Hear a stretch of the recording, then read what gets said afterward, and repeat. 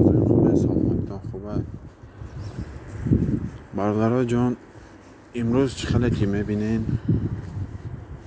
17 سپتامبر کورس 1000 روبل 165 سومون و 70 درهم، دلار 1023 سومون و 60 درهم، یورو 1022 سومون و 20 درهم. برادرای عزیز، همتون یردانگی خواهش میکنم که لایک بچخینید و در کانال ما پادپیسات کنین و فکرهای خودتان در کامنتار بنویسین. با خداوند هر یک شما نگهبان باشه. برادر غریبان